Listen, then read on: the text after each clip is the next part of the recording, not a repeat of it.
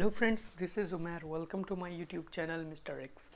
आज हम लोग पढ़ने वाले हैं क्लास 7th हिस्ट्री का chapter number 1, that is time frame and sources. इस चैप्टर को हमने ऑलमोस्ट ऑल कंप्लीट कर दिया था, बस एक लास्ट टॉपिक रह गया था जो कि है आर्कोलॉजिकल सोर्सेज के डिफरेंट टाइप्स, जिसमें से कि हमने 3 टाइप्स पढ़ लिए थे और तीन टाइप्स रह गया था, that is travelogues, translations and religious literature. हम आज पढ़ने वाले हैं ट्रेवलॉग्स, लिटरेचर, ट्रेवलॉग्स, ट्रांसलेशंस और रिलीजियस लिटरेचर। स्टार्ट करेंगे हम ट्रेवलॉग्स से।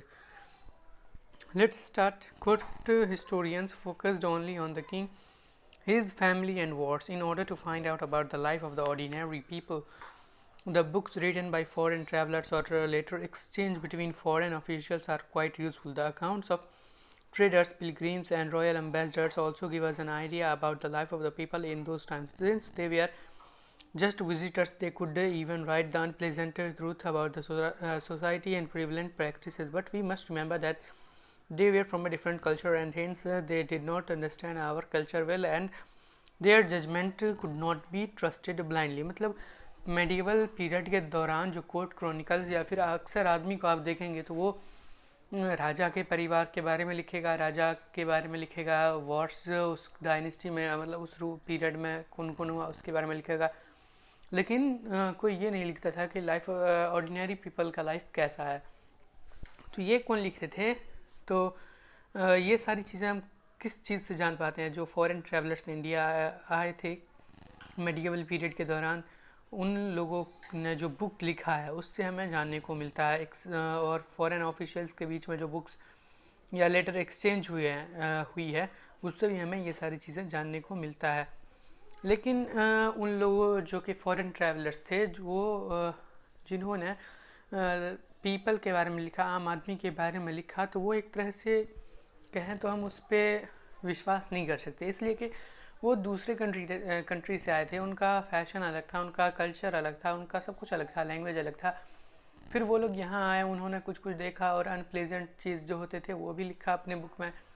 तो ऐसा भी हो सकता है कि उन लोगों के कल्चर में जिसे अच्छा माना जाता है उसे यहाँ के कल्चर में बुरा माना जाता है, या फिर वहाँ जो बुरा माना जाता है वही अच्छा यहाँ पे माना जाता है, ऐसा भी हो सकता है।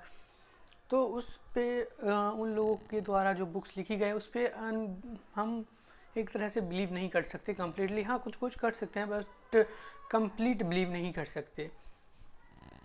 आगे है translations. Many works of religion and philosophy were translated into different languages. These helped in spreading our culture and history far and wide. For example, Babarnama was originally written in Turkish language, but later it was translated into Persian. Many Sanskrit scriptures like the Bhagavad Gita and Upanishads were also translated into Persian. Translation मतलब बहुत सारे ऐसे काम किए गए medieval period में translation से संबंधित, जो कि बहुत ही हेल्पफुल साबित हुआ। मतलब जैसे कि रिलीजियस फिलोसफी जो हुआ करती थी मेडिवल पीरियड में, तो उसको एक ही लैंग्वेज में ना रख करके डिफरेंट लैंग्वेज में ट्रांसलेट किया गया। इससे क्या होता था कि जो लोग जैसे एग्जांपल के तौर पर बाबरनामा है, तो बाबरनामा सबसे पहले जो ओरिजिनली रिटन था वो किस में था? टर्किश लैंग्वेज में था।